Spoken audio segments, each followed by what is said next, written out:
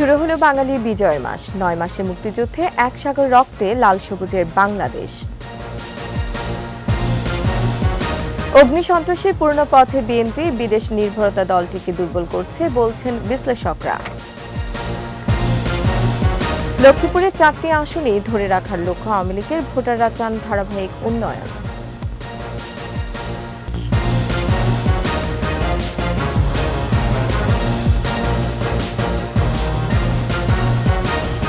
শুনছিলেন first security ইসলামী bank limited সংবাদ শিরোনাম। আমন্ত্রণ সকাল 9টার 21 সংবাদে, সাথে আছে আমি রোমান আমিন। 21 টেলিভিশনের সংবাদ একই সাথে সরাসরি দেখতে পাবেন আমাদের ফেসবুক পেজ www.facebook.com/2124 অনলাইনে। শুরুতেই বিজয়ের মাসের খবর।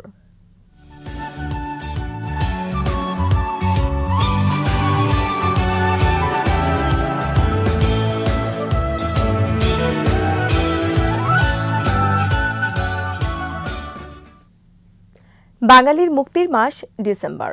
সর্বস্তরের মানুষের অংশগ্রহণে ডিসেম্বরের শুরুতে আভাস মিলেছিল চূড়ান্ত বিজয়ের। তার আগে বিশ্ব গণমাধ্যমে একে একে উঠে আসে গণহত্যার খবর। যুদ্ধদিনে সেসব ঐতিহাসিক ঘটনাচিত্রই তুলে ধরেছেন আদিত্য মামুন। দখলদার পাকিস্তানের বিরুদ্ধে ন্যায্য অধিকার আদায়ের লক্ষ্যে বীর বাঙালি ঝাঁপিয়ে পড়েছিল পাকিস্তানি দোসরদের বিরুদ্ধে। 1971 সালের 26শে মার্চ শুরু হওয়া যুদ্ধের ঢেউ আছড়ে পড়েছিল বাংলা জুড়ে। রাইফেল, স্ট্রেনগান আর আধুনিক অস্ত্রের বিরুদ্ধে বাঁশের লাঠি আর মনোবল ছিল বাঙালির অপারজয় শক্তি। যুদ্ধদিনের আরেক বীজমন্ত্র ছিল জয় বাংলা, জয় বঙ্গবন্ধু।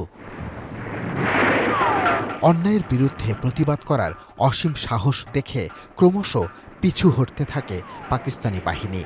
একে একে শত্রুমুক্ত হয় বিভিন্ন এলাকা। ডিসেম্বরের সম্মুখ সমরে ধরাশায়ী হতে শুরু করে পাকিস্তানি বাহিনীর ঘাঁটিগুলো। মাইন বিস্ফোরণে পাকিস্তানের সৈন্যবাহী ট্রেন বিধ্বস্ত করে দেয় মুক্তিবাহিনী। কামান সরিয়ে ফেলে শত্রুপক্ষের বাকিরা কোনোমতে প্রাণে বাঁচলেও এদিন মুক্তিবাহিনীর হাতে নিহত হয় কয়েকশো পাকিস্তানি সৈন্য। 1 ডিসেম্বর থেকে দেখা যায় সারা দেশে মুক্তিযোদ্ধারা আগের যে কোনো সময়ের চাইতে সামনে এগুতে থাকে এবং প্রত্যেকটা রণাঙ্গনে মুক্তিযোদ্ধারা পাকিস্তান বাহিনীকে তারা কোণঠাসা করে সামনে অগ্রসর হয়। সিলেট, কুষ্টিয়া, মুন্সিগঞ্জ, কুমিল্লা, জামালপুর, সুনামগঞ্জ, মৌলভীবাজার, সাতক্ষীরা, ব্রাহ্মণবাড়িয়া শত্রুমুক্ত করে মুক্তিবাহিনী অগ্রসর হতে থাকে ঢাকার দিকে। আমার গ্রাম সেই এলাকাটায় দেওয়ানগঞ্জ, সেখানে মুক্তিবাহিনীর কাছে এবং ভারতীয় মিত্রবাহিনীর কাছে, যৌথ বাহিনীর কাছে পাকিস্তানের 160 জন নিয়মিত বাহিনীর সৈন্য এবং অন্যান্য সহ তারা আত্মসমর্পণ করতে বাধ্য হলো। এর ফলে আমরা মার্চ করলাম শেরপুর, জামালপুর হয়ে জামালপুরের পথে। আরেকটি দল আমাদের মিত্র ও মুক্তিবাহিনী ময়মনসিংহের দিকে। বিশ্বের প্রভাবশালী গণমাধ্যম বীর বাঙালির যুদ্ধ কৌশল নিয়ে একের পর এক প্রতিবেদন প্রকাশ করতে থাকে। ভারতীয় সেনাবাহিনী পূর্ব ও পশ্চিম ফ্রন্টে আক্রমণ চালিয়ে পাকিস্তানি সৈন্যদের ছত্রভঙ্গ করে দেয়। ক্রমশ মনোবল হারায় পাকিস্তানি বাহিনী। এক কথায় বলা যায় যে প্রভাবশালী পশ্চিমী গণমাধ্যম প্রায় পুরোটাই আমাদের মুক্তিযুদ্ধকে সমর্থন করেছে। পাকিস্তানি গণহত্যাকে তারা নিন্দাবাদ করেছে এবং তাদের বিরুদ্ধে রিপোর্ট লিখেছে ক্রমাগতভাবে, এবং শেষের দিকে এসে মুক্তিবাহিনীরা যে ক্রমাগতভাবে বিজয়ী হচ্ছে তার প্রতিবেদন তারা ছেপেছে। ভারতীয় সৈন্যবাহিনীর সঙ্গে মিলে পাক সৈন্যদের 4টি বিমান ধ্বংস করে দেয় মিত্রবাহিনী। সম্মুখ যুদ্ধে এই বীরত্বপূর্ণ দিনটিকে মুক্তিযোদ্ধা দিবস হিসাবে পালন করে বীর বাঙালি। দেশপ্রেমিক হওয়া দরকার। আদিত্য মামুন, 21 টেলিভিশন, ঢাকা।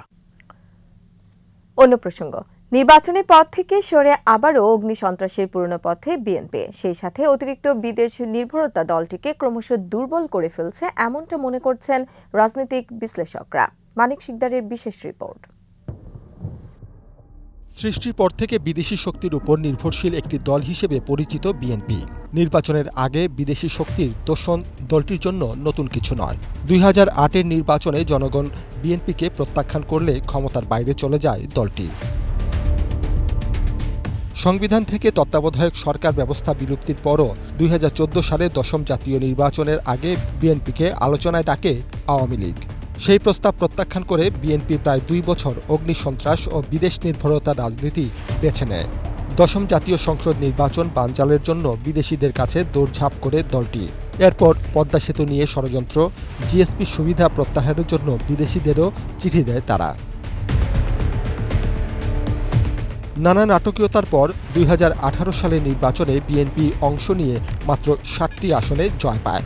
নির্বাচনের স্বচ্ছতা নিয়ে প্রশ্ন তুলে প্রথম দিকে সংসদে না গেলেও পরে সংসদে যোগ দেয় তারা। দ্বাদশ নির্বাচন ঘিরে আবারও রাজনীতির মাঠ গরম করে বিএনপি। সভা সমাবেশ করে নিয়মিত। সংবিধানের বাইরে গিয়ে তত্ত্বাবধায়ক সরকারের দাবিতে অনড় থাকে দলটি। 28 অক্টোবর সরকার পতনের এক দফা কর্মসূচি রূপ নেয় সহিংসতায়। দলের চেয়ারপারসন খালেদা জিয়া দুর্নীতির মামলায় সাজাপ্রাপ্ত। দলের অপর নেতা তারেক জিয়াও বিভিন্ন মামলায় সাজাপ্রাপ্ত। প্রায় 16 বছর ধরে লন্ডনেই তার অবস্থান। সাংগঠনিকভাবে দুর্বল হয়ে বিদেশ নির্ভর হয়ে পড়েছে দলটি। যেহেতু তার আন্দোলনের কর্মসূচি ভোতা অকেজ কিছুই করতে পারছে না, সেহেতু এখন সে আমেরিকার উপরে, ইউরোপের উপরে ভর করেছে। দেশবিরোধী নানা রকম গুজব ও নেতিবাচক প্রচারণা চালিয়ে বিদেশি শক্তির সাহায্য চাইতে বিভিন্ন দেশে লবিস্ট নিয়োগের তথ্য উঠে আসে বিভিন্ন সময়। ক্ষমতায় যেতে নানা তৎপরতা থাকলেও গণমানুষের জন্য রাজনীতি অনেকটাই অনুপস্থিত বলে মনে করছেন বিশ্লেষকরা। নিজের উপরে আস্থা হারিয়ে ফেলে, নিজের দেশে তাদের যখন আস্থাহীনতা দেখা দেয় তখন তারা তাদের কিন্তু অস্তিত্বের জন্য বাইরের রাষ্ট্রের উপরে কিংবা বাইরের কোনো সংগঠন তার উপরে নির্ভর করে। কিন্তু বাইরের কোনো সংগঠনের উপরে নির্ভর করে এই দেশে রাজনীতি করে নিজের অস্তিত্ব ফিরিয়ে আনা কিংবা নতুন করে পুনরুদ্ধার করা, এটি আমার মনে হয় সম্ভব নয়। বিএনপি এবং জামাত তাদের কিন্তু লবিস্ট পার্টি বাইরে খুব ইফেক্টিভলি আছে এবং এই ব্যাপারে তাদেরকে কাউন্টার করার জন্য ডিসিশন মেকারদের কাছে রাইট ইনফরমেশন দিতে হবে। এদিকে অভ্যন্তরীণ রাজনীতি নিয়ে বিদেশি কূটনীতিকদের তৎপরতাকে কূটনীতির শিষ্টাচারকে প্রশ্নবিদ্ধ করেছে বলে মনে করছেন তারা। আমাদের রাষ্ট্রদূতরা যেখানে বিভিন্ন দেশে আছেন তারা তো পলিটিক্যালি ইনভলভ হন না। 50টা মিশনের 50 জন অ্যাম্বাসেডার কিংবা হাই কমিশন তারা তো পলিটিক্যালি এত অ্যাক্টিভ না। এখন আমেরিকার অ্যাম্বাসেডার এত অ্যাক্টিভ কেন সেটা উনিই বলতে পারবেন। বিএনপি আবারও দেশ ও জনগণের বিরুদ্ধে অবস্থান নিতে পারে বলেও আশঙ্কা করছেন বিশেষজ্ঞরা। আমাদের দেশের রাজনীতির অগ্রযাত্রা এগুলি সব আমাদেরকেই কিন্তু সংশোধন করে ঠিক করতে হবে, এটা আমাদের রেসপন্সিবিলিটি। মানিক শিকদার, 21 টেলিভিশন, ঢাকা। বেশ কবছর আগেও নির্বাচনী ডামাডোল আসত রীতিমতো উৎসব নিয়ে। জনসংযোগের কৌশল ছিল সৌহার্দ্যপূর্ণ। দিন পাল্টেছে, তাই বদলে গেছে প্রার্থীদের ভোট প্রার্থনার ধরনও। 21 স্পেশাল ধারাবাহিকে ভোটের সেকালের চিত্র তুলে ধরেছেন আদিত্য মামুন। দর্শক, আজ দেখুন প্রথম পর্ব। উপমহাদেশের রাজনীতিতে ভোটাভুটির সংস্কৃতি বেশ পুরনো। অন্তত 2008 সাল পর্যন্ত ভোট প্রার্থনা আর প্রচারের ধরনে পক্ষ প্রতিপক্ষের মধ্যে ছিল শ্রদ্ধা আর মান্যতা। এমনকি প্রার্থীর সঙ্গে ভোটারের সংযোগ ছিল নৈকট্যপূর্ণ। সর্বোপরি ভোটের পুরোটাই ছিল উৎসবে পরিপূর্ণ। ভোটের মার্কা, সাইনবোর্ড, টিনের চোঙা ভেদ করে স্লোগান চলত গঞ্জের হাট কিংবা শহর উপশহরে। অতপর যুক্ত হয়েছে মাইক, সুর ভেজানো গান আর রেকর্ড করা স্লোগান। প্রার্থীর গুণকীর্তন কিংবা প্রতিশ্রুতি শুনিয়ে বাজানো হতো ব্যান্ড বাদ্যি। ভোটারের বাড়িতে গিয়ে মুরব্বীদের সালাম ভক্তি করাও ছিল প্রার্থীদের অন্যতম অনুষঙ্গ। আর এসব দেখে শুনে মার্কা পছন্দ করতেন সাধারণ ভোটার। বাড়িতে বাড়িতে গিয়ে ভোটারদের সঙ্গে আলোচনা করতেন, ভোটারদের খোঁজ খবর নিতেন এবং একটা আন্তঃব্যক্তিক যোগাযোগ, এটার উপরে খুব বেশি গুরুত্ব ছিল। শোভাযাত্রা করা এবং শোভাযাত্রার মধ্যে বিভিন্ন স্লোগান দেয়া, প্রার্থীর পক্ষে স্লোগান দেয়া, দলের পক্ষে স্লোগান দেয়া, এই বিষয়গুলো ছিল আমাদের প্রতিদিনের দৃশ্য। পাড়া থেকে গ্রামে পৌঁছে যেতেন প্রার্থীরা। মানুষ ধরে ধরে কুশল বিনিময় আর সৌজন্যবোধ বিবেচনা করে সিল মারতেন ভোটার, যাতে জয় পরাজয়ের চেয়ে পারস্পরিক সৌহার্দ্য সম্প্রীতিই প্রাধান্য পেত। এবং দেখা গেছে যে বিভিন্ন প্রার্থী, হয়তো পরস্পর বিরোধী দুটো রাজনৈতিক দল, তাদের প্রার্থীরা তাদের যে শোভাযাত্রা করছে একে অপরেরকে পাশ কাটিয়ে চলে যাচ্ছে, দুই পক্ষ থেকে স্লোগান উঠছে, কিন্তু তেমন কোনো সন্ত্রাস বা সংঘর্ষের ঘটনা শোনা যায়নি। অর্থাৎ মানুষের মাঝেও এক ধরনের একটা হৃদ্যতা, পারস্পরিক সহমর্মিতা এটি ছিল। দিন বদলেছে, হই হুল্লোড় ভোটের ধরনও গেছে পাল্টে। রাজনীতিতে বুর্জোয়া আর ব্যবসায়ীদের আগমনে বদলাতে শুরু করল আন্তরিক সেই ধরন। সহসাই পাল্টে গেল প্রচারের উপকরণ।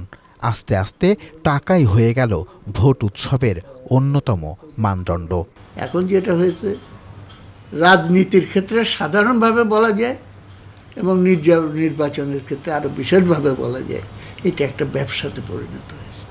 এখানে কোনো নীতি আদর্শের ব্যাপার না। এটা বড় বড় বুর্জোয়া লুটেরা ধনিকদের যে দলগুলো তারা এটাকে কমার্শিয়ালাইজ করে ফেলেছে। স্বাধীনতা বিরোধীদের কালো টাকা, পেশি শক্তি আর ধর্মীয় জঙ্গিবাদ জেকে বসায় হাঁটতে বসেছে ভোটের আন্তরিক সংস্কৃতি। ইন্টারেস্টিং ব্যাপার হলো এরা কেউ কিন্তু আদর্শগতভাবে দীক্ষিত হয়ে এই দল বা ওই দলের পেছনে আছে, অধিকাংশ কিন্তু সেরকম না। তারা এটা ম্যাটার অফ কনভিনিয়েন্স, কোন দিকে থাকলে কোনটা লাভজনক হবে বেশি, এই জায়গাটা বিবেচনা করে। তবে এও ঠিক যে পরিবর্তিত পরিস্থিতিতে পাল্টে গেছে ভোটারের দৃষ্টিভঙ্গি। বিশ্বজুড়ে গণসংযোগের বহুমুখী আধার এই পরিবর্তন এনেছে বলে মনে করেন বিশেষজ্ঞরা। নিজেদের মধ্যে আলাপ আলোচনার পরিবেশটা আমরা খুব কম দেখি। আদিত্য মামুন, 21 টেলিভিশন, ঢাকা। এবারে আলোক হেলথ কেয়ার অ্যান্ড হাসপাতাল ভোটের খবর।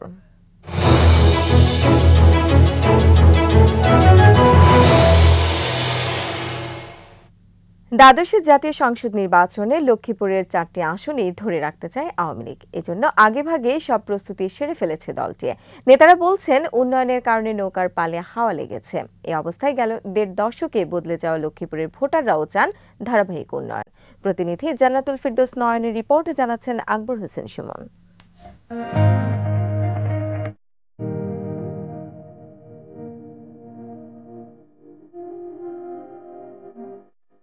উপকূলীয় জেলা লক্ষ্মীপুর নারকেল সুপারির জন্য বিখ্যাত। হালে সয়াবিন চাষে সাফল্য দেখিয়েছে এই জেলার কৃষক। দেশের অর্থনৈতিক উন্নয়নে ভূমিকা রাখছে এই জেলার কৃষি। বিগত 15 বছরে সারা দেশের মতো লক্ষ্মীপুরও উন্নয়নের ছোঁয়ায় বদলে গেছে। রামগতি আলেকজান্ডার বেড়িবাঁধ মেঘনার ভাঙন ঠেকিয়েছে। পুল, কালভার্ট, নতুন পাকা সড়ক আর গ্রামীণ সড়কে যোগাযোগ সহজ হয়েছে। বিভিন্ন ভাতা এবং জমিসহ ঘরে উপকারভোগীদের ভাগ্য ফিরেছে। তাই আসছে নির্বাচনে ভোটারদের বিবেচনায় উন্নয়ন। এই সরকারে হাসিনা আমাকে চার্জল দিছে, স্কুল বানাইছে, ঘরবাড়ি দিছে, জায়গা সম্পদ দিছে, আমার ছেলের একটা ঘর দিছে। আমি দোয়া করি হাসিনার জন্য। ভোট কেন্দ্রে যাবো, ভোট দেবো। জেলা শিক্ষা কর্মকাণ্ডগুলোকে আরো উন্নতি করবে, আরো ডেভেলপ করবে, এটাই আমার চাওয়া। এখনো পর্যন্ত যতটুকু নারী উন্নয়ন হয়েছে আর কি, আমি এটাকে আরো ডেভেলপ চাইতেছি যে এই জিনিসটা আরো উচ্চতর পদে যাক। এমন প্রতিনিধি দেখে আমরা ভোট দিব যিনি নারীদের অধিকার সম্পর্কে সচেতন, শিক্ষা এবং জাতি নিয়ে কাজ করবে। আমি সেই সরকার এবং সুষ্ঠু একটা ভোট চাই নতুন ভোটার হিসাবে। আমার ভোট আমি দেব, আমার জেলার উন্নয়ন টেকসই করতে নৌবন্দর, সরকারি মেডিকেল কলেজ এবং লক্ষ্মীপুর ভোলা সেতু নির্মাণের দাবি ভোটারদের। কাজগুলো দৃশ্যমান, কাজগুলো হয়েছে ভালো। দেশের জন্য যে সমস্ত কাজগুলো হয়েছে এগুলো দৃশ্যমান, এগুলো কোনো সরকার আমল আর হইতো না। তারা আমাদের দুঃখে সুখে কাছে থাকে, উন্নয়নের যে তারা হেতাদেরকে ভোট দেবে। জেলার সুশীল সমাজের প্রতিনিধিরা জানান উন্নয়নের পক্ষেই ভোটারদের অবস্থান। বিএনপি কি করেছে, আওয়ামী লীগ কি করেছে, তুলনামূলক বিশ্লেষণ করলে মানুষ বুঝছে যে আসলে বিএনপি থেকেও এই সরকারের সময় অনেক বেশি তারা সুবিধা পাচ্ছে বলে তারা মনে করে। বর্তমানে জেলার 4টি আসনই আওয়ামী লীগের দখলে। এবারও লক্ষ্য 4-4। এরই মধ্যে কেন্দ্র কমিটি করে ফেলেছে দলটি। যাকে মানুষ ভোট দেয় আমরা ফলাফল মেনে নেব। আমাদের সে আত্মবিশ্বাস আছে, আমাদের সেই সৎসাহস আছে, আমরা জনগণের জন্য, এলাকার জন্য সেই কাজ করতে পেরেছি বলেই আমরা এখন জনগণকে নিয়েই আমরা ক্ষমতা যেতে চাই। 91 সাল থেকে 2008 সাল পর্যন্ত জেলার 4 আসনে বিএনপির ভালো অবস্থান ছিল। এখন সেই সুদিন আর নেই। জেলা বিএনপি আন্দোলনে থাকার কথা জানালেও নির্বাচনের প্রস্তুতি নিচ্ছে তৃণমূলের কর্মীরা। আমরা নির্বাচনে অংশগ্রহণ করার জন্য সবসময় মানসিকভাবে প্রস্তুত আছি। আপনাদের মাধ্যমে আমরা সরকারের কাছে দাবি জানাতে চাই, অনতি বিলম্বে আমাদের নেতাকর্মীদেরকে মুক্তি দিয়ে সকল দলের অংশগ্রহণে একটি নির্বাচনের আয়োজন করবেন সরকার। লক্ষ্মীপুরের 4 আসনে ভোটার সংখ্যা 12,33,000। আকবর হোসেন সুমন, 21 টেলিভিশন। সংবাদে এই পর্যায়ে একটা বিরতি নিচ্ছি। যখন ফিরছি তখন অন্যান্য খবরের সঙ্গে আরও থাকবে। নাটোরে অযত্ন অবহেলায় বিলীনের পথে শহীদের স্মৃতিস্তম্ভগুলো এখনো স্বীকৃত পাননি বহু মুক্তিযোদ্ধা। আবার আমন্ত্রণ সকাল 9টার 21 সংবাদে। বেদখল আর অযত্ন অবহেলায় বিলীনের পথে মুক্তিযুদ্ধে সম্মুখ যুদ্ধ ও গণহত্যায় শহীদদের স্মৃতিস্তম্ভগুলো। স্বাধীনতার 52 বছরেও স্বীকৃতি পাননি মুক্তিযোদ্ধা ও বুদ্ধিজীবী সহ 3 সহস্রাধিক শহীদ এবং তাদের পরিবার। নাটোরের বধ্যভূমিগুলো নিয়ে প্রতিনিধি নবীর রহমান পিপলু রিপোর্ট জানাচ্ছেন মাসুম আলিসা। ৭১-এর ৩০ মার্চ নাটোরের লালপুর উপজেলার ময়না গ্রামে মুক্তিযোদ্ধাদের কাছে সম্মুখ যুদ্ধে পরাজিত হয় পাকিস্তানি সেনারা। শহীদ হন অর্ধশত মুক্তিযোদ্ধাও। ময়নাযুদ্ধে পরাজয়ের প্রতিশোধ নিতে গ্রামে গ্রামে ঢুকে গণহত্যা চালায় পাকিস্তানি হানাদাররা। নিয়ন্ত্রণে নেয় পুরো নাটোর। 11 এপ্রিল বড়াই গ্রামের ধনাইদহ পারকোল গ্রামে একই পরিবারের 11 জন সহ 29 জনকে ব্রাশ ফায়ারে হত্যা করে তারা। সেদিনের ঘটনা স্মরণে এখনো আঁতকে ওঠেন গুলিবিদ্ধ হয়ে পঙ্গুত্বে জীবন কাটানো 2 জন শহীদ পরিবারের সদস্য। এখানে আমরা মেলা মানুষ বসে আসুন মুখায় থাকি, একজনের লাগলি আরেকজনের লাগলি এরকম সব মারা যাতে মোট আমার 12 জন মারা গেছে। আজ পর্যন্ত কোনো রকম কোনো সাহায্য আমরা পাইনি। অবাঙালি হাফেজ আব্দুর রহমানের ইন্ধনে একে একে শহরের ছাতনি, মোহনপুর, ফতেঙ্গাপাড়া, দত্তপাড়া, আহমেদপুর, গুরুদাসপুরের নারীবাড়ি, বিয়াঘাট, পোয়ালসুরা, সিংড়ার কলম ও হাতিয়ানদহ, বড়াই গ্রামের রোমান ক্যাথলিক মিশন এবং লালপুরের গোপালপুর নর্থ বেঙ্গল সুগার মিলে আরও 2,500 বাঙালিকে হত্যা করে পাকিস্তানিরা। বাংলাদেশের প্রথম যুদ্ধ এখানে হয়েছে। ময়নার প্রথম যুদ্ধে প্রথম শহীদ হয়েছে আমারই দাদা। আজ পর্যন্ত কোনো স্বীকৃতি হয় নাই বা দেওয়া নাই। রাতের আধারে ছাতনি গ্রামের প্রায় 400 ঘুমন্ত মানুষকে ধরে নিয়ে আসা হয়। এক লাইনে দাঁড় করিয়ে ব্রাশ ফায়ার ও বেয়োনেটে খুঁচিয়ে হত্যা করা হয় তাদের। আমি বিদেশ পর্যন্ত যা দেখি সব বিহারি মিয়ারি সব আসে দাম হয়ে গেল। তখন আমার বাবা সহ তারা প্রায় 400 জন লোককে এখানে হত্যা করে। বিহারিরা মিলিটারি আসলো, জনগণের তারায় ধরে মারিয়া এক জায়গায় করে আর গরু জবি করার মতন করে জবি করছে।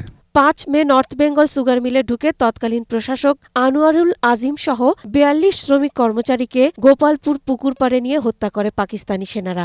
স্বাধীনতার পর ওই পুকুরের নাম হয় শহীদ সাগর। নারীবাড়িতে শহীদ হন 17 বুদ্ধিজীবী। বধ্যভূমিগুলোতে বেশ কিছু স্মৃতিস্তম্ভ তৈরি করেন শহীদ পরিবার ও স্থানীয়রা। সেগুলোর কয়েকটি দখলদারদের নজরে পড়ায় অস্তিত্ব বিলীনের পথে। অযত্ন অবহেলায় ধ্বংসের মুখে জেলার বাকিগুলো। নাটোরের ময়না যুদ্ধ প্রথম মুক্তিযুদ্ধের সম্মুখ যুদ্ধ। চাই ময়না যুদ্ধ স্বীকৃতি পাক। বধ্যভূমিগুলো শনাক্ত ও তালিকা তৈরি এবং সংস্কার ও সংরক্ষণের আশ্বাস প্রশাসনের। আমরা চেষ্টা করে যাচ্ছি এবং আমরা আশা করছি যে জনগণের চাহিদা অনুযায়ী জনগণ যেভাবে এটিকে দেখতে চায় ওভাবে নবরূপ দেওয়ার জন্য। গণহত্যায় শহীদ সহ মুক্তিযুদ্ধের প্রথম সফল সম্মুখ যুদ্ধ ময়না যুদ্ধের স্বীকৃতির দাবি নাটোরবাসীর। মাসুম আলিসা, 21 টেলিভিশন। আমাদের নিয়মিত আয়োজন জনদুর্ভোগ।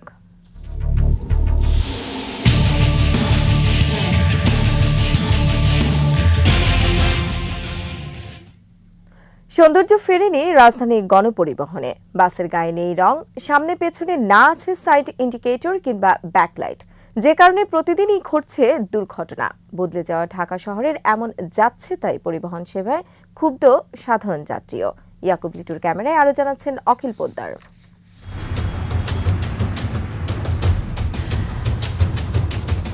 রাজধানী ঢাকা হঠাৎ করেই পাল্টে গেছে মাত্র বছরের ব্যবধানে। কিন্তু গণপরিবহন থেকে যতটা সেবা প্রাপ্তির কথা ছিল তার কিছুই মেলেনি। উল্টো আগের চেয়েও ঢাকার রাস্তায় বেড়েছে লক্কর ঝক্কর গাড়ি আর কমেছে শীততাপ নিয়ন্ত্রিত সিটিং সার্ভিস। বেশিরভাগ বাসের সামনে পেছনে কোনো লাইট নেই, ইচ্ছে মতো থামাচ্ছে গাড়ি, আবার রাস্তার মাঝেই নামাচ্ছে যাত্রী। ডাইনে না বামে যাবে তারও কোনো ঠিক ঠিকানা নেই। এমনকি বাসের নকশায় রাখা হয়নি ইন্ডিকেটর লাইট লাগানোর পয়েন্ট। দুটো হেডলাইট থাকার দরকার, কিন্তু সেখানে একটা, তাহলে একটা লাইটের জন্য সে চলে আসে, সেটা মোটর সাইকেল না প্রাইভেট কার না বাস, সেটা আমরা ইন্ডিকেট করতে পারি না। লাইট জ্বলায় নাই, টার্নিং ঘুরে, ঠিক আছে, আবার কিছু করলে কয় বেটা তুই বেশি বুঝোস। এমন কোনো বাস নেই যেটির গায়ের রং ঠিক আছে। ছাল বাকল ওঠা এসব পরিবহনে প্রতিদিনই ঘটছে সড়ক দুর্ঘটনা, যার ভুক্তভোগী গন্তব্যে ফেরা সাধারণ মানুষ। নগরে যে গাড়িগুলো চলে সেই গাড়িগুলো তো লোক আপনার কথা বলবে হলো তার লাইটে, কিন্তু এই গাড়ির দিকে যখন আপনি তাকাচ্ছেন তখন তার নাই ছাল বাকলা, নাই কোনো লাইটের কোনো ব্যবস্থা তার নাই। পেছনের গাড়ি যেভাবে চলছে এবং সামনের গাড়ি হলে দাঁড়ায় যায়, সুতরাং গাড়িটা লাগলে তো সেখানে অ্যাক্সিডেন্ট হবেই। চলতি পথে দিনে রাতে লাইটের সাংকেতিক ভাষায় কথা বলে সব ধরনের পরিবহন। চলে না ব্রেক লাইট, ডাইনে যখন যায় চলে না কোনো ইন্ডিকেটর, বাঁয়ে গেলেও না ডাইনে গেলেও আমরা কিছুই বুঝি না। তারা যেখানে সেখানে ব্রেক করে, এমনকি ধরেন দেখা যায় হুট করে তারা বামে চাপাই দিতেছে, ডানে চাপাই দিতেছে। পিছনে কি গাড়ি আছে না নাই তারা কিছুই জানে না, দেখেও না, দেখার সময় নাই। সন্ধ্যার পরে কোনো গাড়িতে লাইট নেই, পিছন লাইট নেই, যত্র গাড়ি উঠাইতেছে, একটার পাশে একটা লাগাই দিতেছে। রাস্তায় চলার মতো ফিটনেস আছে, এটা সঠিকভাবে নির্ধারণ করে যেন রাস্তায় চলার অনুমোদন দেওয়া হয়। এত বছর পরও ঢাকার পরিবহন ব্যবস্থায় স্বস্তি ফিরে না আসায় ক্ষুব্ধ রাজধানীবাসী। ভাঙাচোরা, দাঁত ভাঙাচোরা, মানে 100 বর্ষ একটা গাড়ির বয়স মিনিমাম 50 বছর হবে। সেই সমস্ত গাড়িকে কীভাবে ফিটনেস দেয় আমাদের এই রাজধানী শহরের মধ্যে চলে? একটা দেশের রাজধানী একটা দেশকে রিপ্রেজেন্ট করে। বাইরের দেশ থেকে যখন কোনো ফরেনাররা আমাদের দেশে আসে, যদি ঘুরতে আসে, তাহলে আমরা ওদেরকে কিভাবে মুখ দেখাবো? গেল এক দশকে ঢাকা শহরের উন্নয়ন চিত্র পাল্টে গেলেও বদলায়নি শুধু গণপরিবহনের চিত্র। প্রিয় দর্শক, আপনার চারপাশে নানা সমস্যা আর ভোগান্তির চিত্র তুলে ধরবে 21শে টেলিভিশন। এসব তথ্য জানাতে ফোন করুন, এই নম্বরে পৌঁছে যাব। আমি অখিল পোদ্দার, আর 21শে টেলিভিশনের ক্যামেরা আপনাদের দুর্ভোগ দুর্দশায় সবসময় পাশে আছে 21শে টেলিভিশন। আবার নিচ্ছি সংবাদ বিরতি, যখন ফিরছি তখন অন্যান্য খবরের সঙ্গে আরও থাকবে। গাজায় 8 ইসরায়েলি জিম্মির মুক্তি, যুদ্ধবিরতির সময় বাড়াতে মধ্যস্থকারীদের দেন দরবার। আর এরই সাথে শেষ করছি সকাল 9টার 21শে সংবাদ। যাবার আগে ফার্স্ট সিকিউরিটি ইসলামী ব্যাংক লিমিটেড সংবাদ শিরোনামগুলো আরও একবার। শুরু হলো বাঙালির বিজয়ের মাস, 9 মাসের মুক্তিযুদ্ধে এক সাগর রক্তে লাল সবুজের বাংলাদেশ। অগ্নিসন্ত্রাসের পুরনো পথে বিএনপি, বিদেশ নির্ভরতা দলটিকে দুর্বল করছে বলছেন বিশ্লেষকরা। লক্ষ্মীপুরে 4টি আসনে ধরে রাখার লক্ষ্য আওয়ামী লীগের, ভোটাররা চান ধারাবাহিক উন্নয়ন।